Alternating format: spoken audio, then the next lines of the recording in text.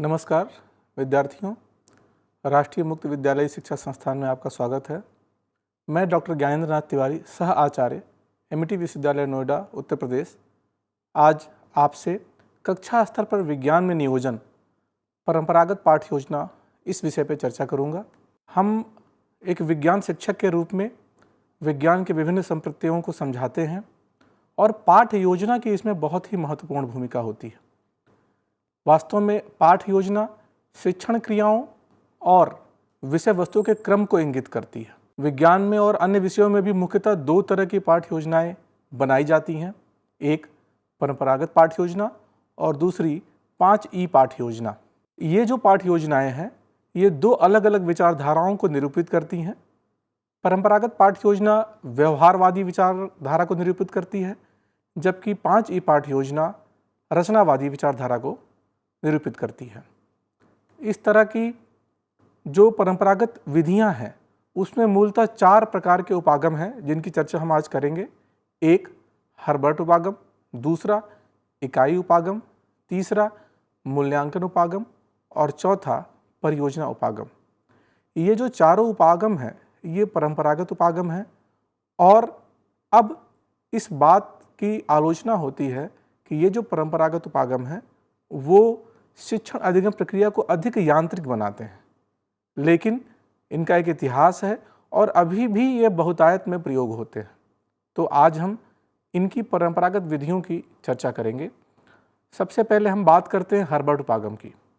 Herbert उपागम में जो पाठ्य योजना है उसमें विषय वस्तु के प्रस्तुतिकरण पर विशेष ध्यान दिया जाता है।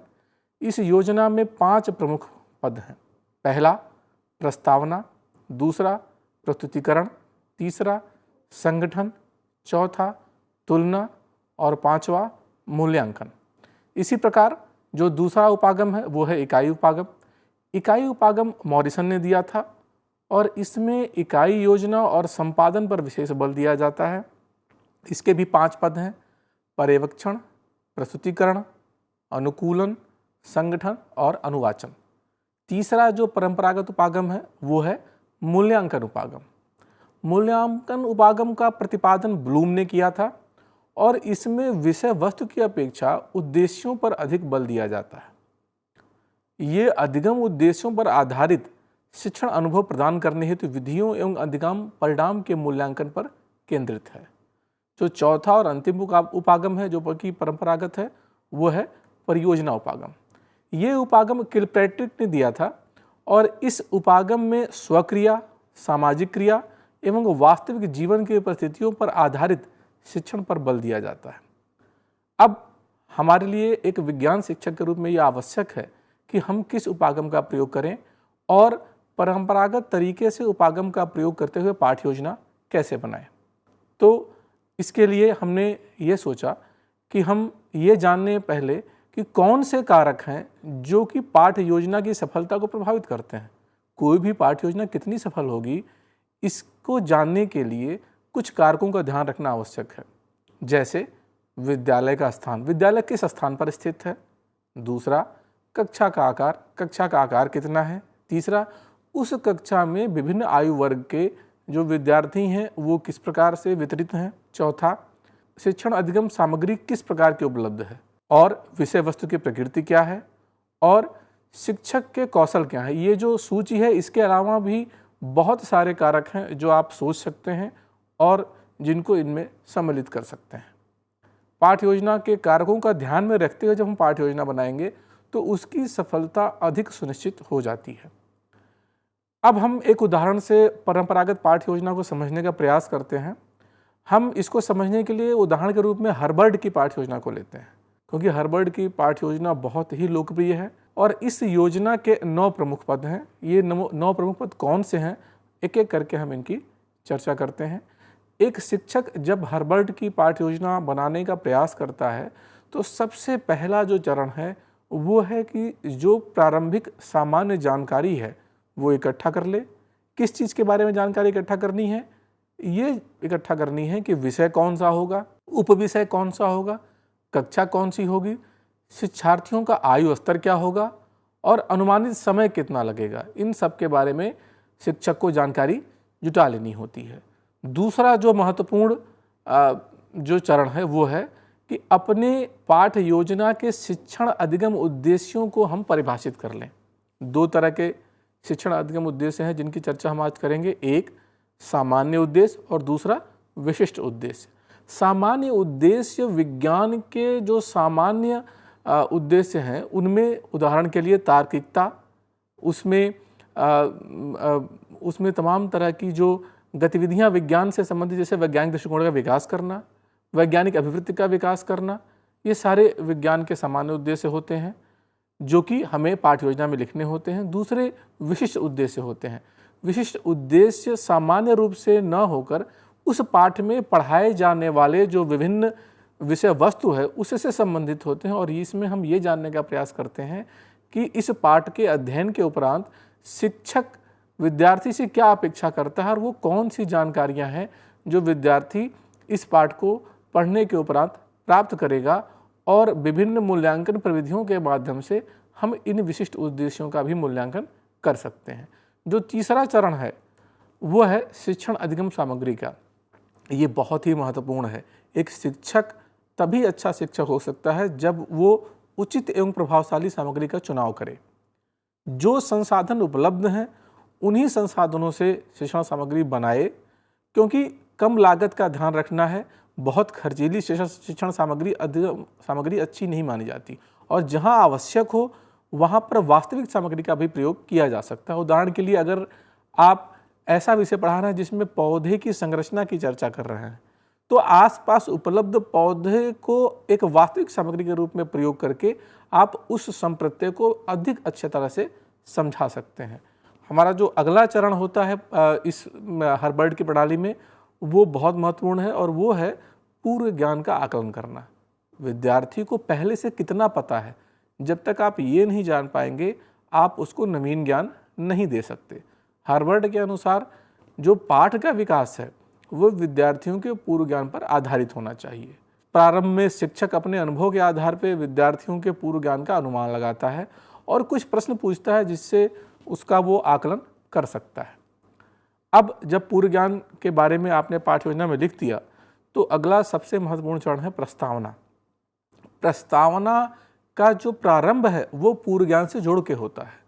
यह पूर्व ज्ञान को नवीन ज्ञान से जोड़ते हुए पाठ को प्रारंभ करने की प्रक्रिया है। इसका अर्थ क्या है?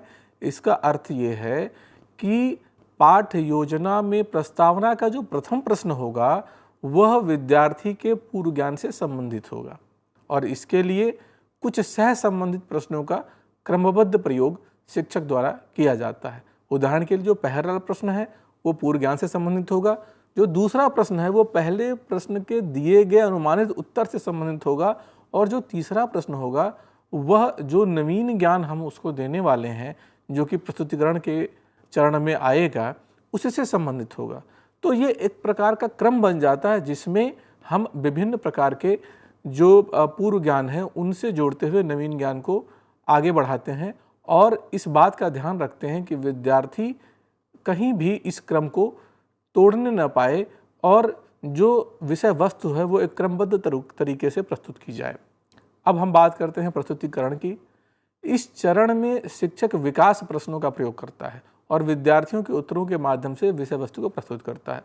अब आपके मन में ये प्रश्न उठेगा कि विकास प्रश्न क्या है और कैसे ये विद्यार्थी के उत्तर विषय वस्तु को आगे बढ़ाते हैं। इसकी चर्चा हम करेंगे अभी।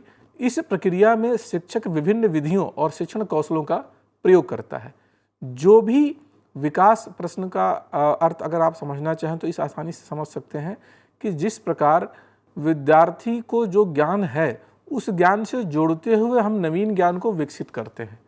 यदि विद्यार्थी को पौधे के विभिन्न अंगों की जानकारी है और हमारा जो विषय है वो पुष्प के अंग हैं, तो हम विद्यार्थी को जितनी जानकारी है वहाँ से प्रश्नों को विकसित करते हैं और उनके उत्तरों के माध्यम से विषय वस्तु को विस्तार देते हैं। इस प्रक्रिया में हम कौन सी विधि का प्रयोग करेंगे इसका भी ध्यान रखते हैं। इसमें कौन से शिक्षण कौशल का प्रयोग करेंगे इसका भी ध्यान रखते हैं, और कौन सी शिक्षण सहायक सामग्री का प्रयोग करेंगे इसका भी ध्यान रखते हैं। अगला जो चरण है इस सारी गतिविधि के उपरांत वो है संक्षिप्तीकरण का। संक्षिप्तीकरण के चरण में शिक्षक ने जो कुछ भी अपनी शिक्षण अधिगम प्रक्रिया संचालित की है उसका संक्षेप में वर्णन करता है और इस वर्णन में वह विद्यार्थी से अपनी शिक्षण अधिगम प्रक्रिया का पृष्ठपोषण भी प्राप्त करता है।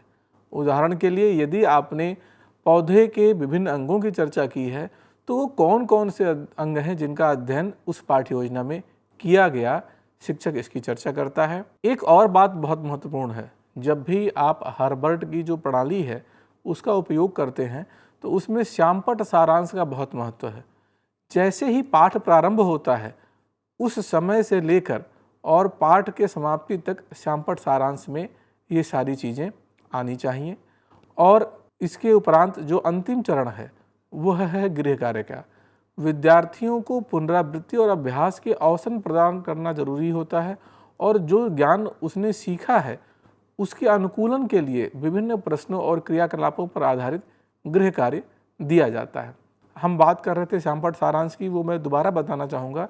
श्यामपट्ट सारांश में हमें सारी बातें नहीं लिखनी होती, जो महत्वपूर्ण बिंदु हैं हम उन्हीं की चर्चा करेंगे और जो तत्व महत्वपूर्ण है जिससे शिक्षण की जो संप्रत्यय हैं वो विद्यार्थियों को आसानी से समझ में आ जाए, हम वही चीज़ें श्यामपट्ट पर लिखते हैं। एक अच्छा शिक्षक का जो श्यामपट्ट कौशल है वो भी अच्छा होता है और निश्चित रूप से यह पाठ को आगे बढ़ाने में सहायता करता है। जब हम गृह कार्य देते हैं उसमें भी एक बात ध्यान रखने की होती है कि वह जो गृह कार्य है विद्यार्थी ने इस पाठ्य योजना में जितना सीखा उससे संबंधित होना चाहिए, न कि कहीं और से। और यदि कोई नवीन ज्ञान है तो वह भी इससे संबंधित होना चाहिए। जो कुछ उसने पाठ्य योजना में सीखा उसके अभ्यास का पूर्ण अवसर मिलना चाहिए और विभिन्न प्रश्नों और क्रियाकलाप भी आप गृह कार्य में दे सकते हैं। उदाहरण के लिए यदि आपने पेड़ पौधों की बात की तो विद्यार्थियों से विभिन्न प्रकार की पत्तियां एकत्रित करने की बात कर सकते हैं, उनकी संरचना समझने में ये सहायक होती है। तो इस प्रकार हर्बर्ट की पाठ्य योजना में ये सारे 9 चरण होते हैं और एक अच्छा विज्ञान शिक्षक इन चरणों का अच्छे से प्रयोग करके अपनी पाठ्य योजना को आगे बढ़ा सकता है।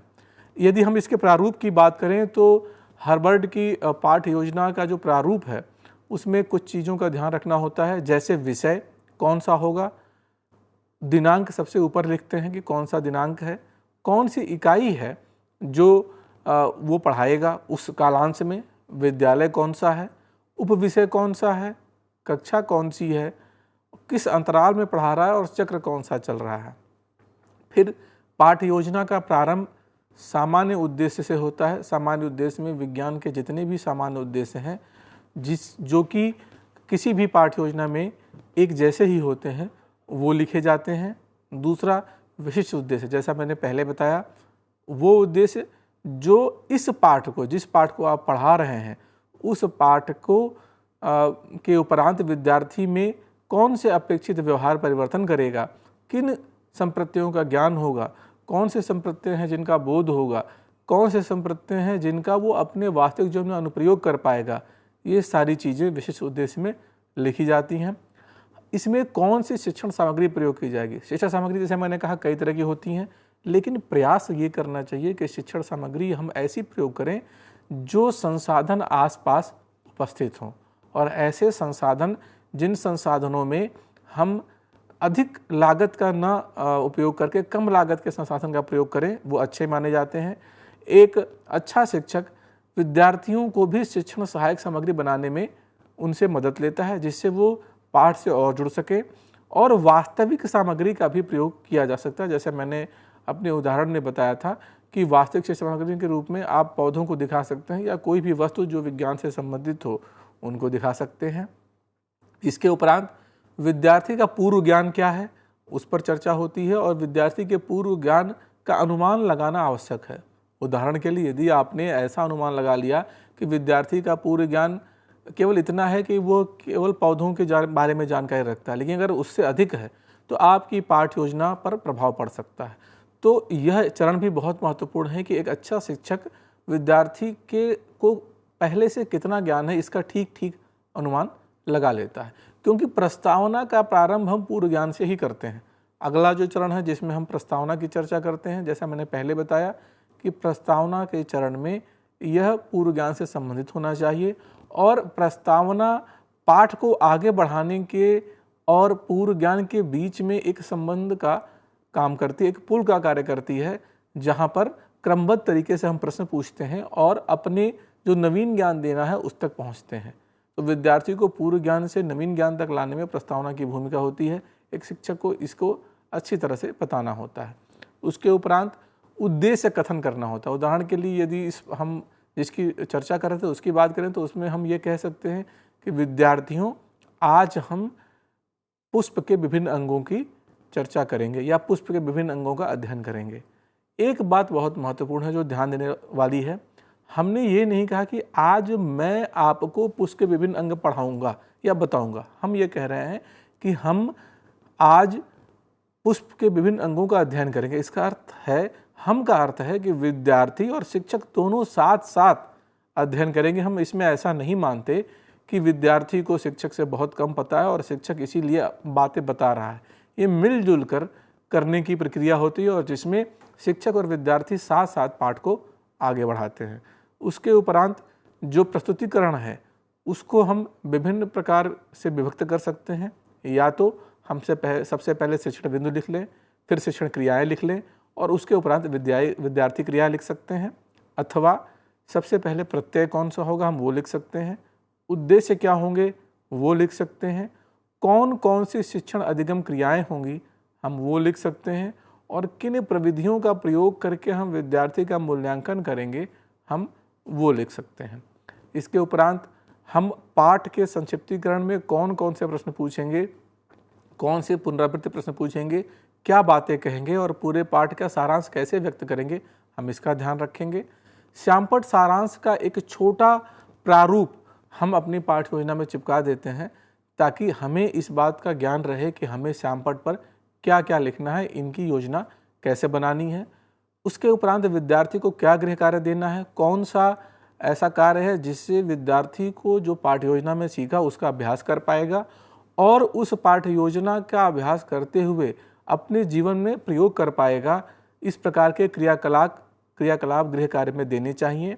और सबसे अंत में पाठ्य योजना का जो संदर्भ ग्रंथ है वो बताने चाहिए, जिससे ये पता लग सके कि वह जो पाठ है उस पाठ में यदि विद्यार्थी और अध्ययन करना चाहता है तो कौन कौन से पुस्तकों का अध्ययन कर सकता है, कौन सी जानकारी कहाँ से प्राप्त हो सकती है।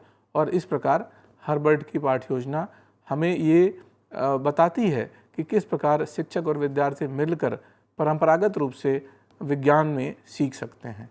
ये जो पाठ्य योजना है ये हर विषय में प्रयोग होती है, परंतु विज्ञान में बहुतायत से प्रयोग होती है और इस बात का अधिक ध्यान रखना होता है कि हम इस पाठ्य योजना को कैसे प्रभावी बनाएं, कैसे इसको और सफल बनाएं। और उसके लिए जिन तत्वों की बात हमने की हम उनकी चर्चा जरूर करना चाहेंगे पुनः कि पाठ्य योजना परंपरागत हो या 5B उपागम में हो। परंपरागत पाठ्य योजना और दोनों प्रकार के पाठ्य योजनाओं में इन बिंदुओं का ध्यान रखना होता है कि शिक्षक के कौशल कौन से हैं, विद्यार्थी कौन से हैं, कक्षा कितनी बड़ी है और इस बात का बहुत ध्यान रखना होता है। इसके साथ साथ संदर्भ ग्रंथ कौन से होंगे उनके बारे में बताना होता है। हमने विभिन्न प्रकार की पाठ्य योजनाओं में हार्वर्ड की पाठ्य योजना, इकाई पाठ्य योजना, मूल्यांकन पाठ्य योजना और परियोजना पाठ्य योजना का जिक्र किया, लेकिन इस उदाहरण को समझाने के लिए हमने हार्वर्ड की पाठ्य योजना के बारे में बात की। मुझे आशा है कि आपको ये सारी बातें अच्छी तरह से समझ में आ गई होंगी और एक विज्ञान शिक्षक के रूप में प्रभावी रूप में आप विभिन्न संप्रत्यों का वर्णन कर सकते हैं। धन्यवाद।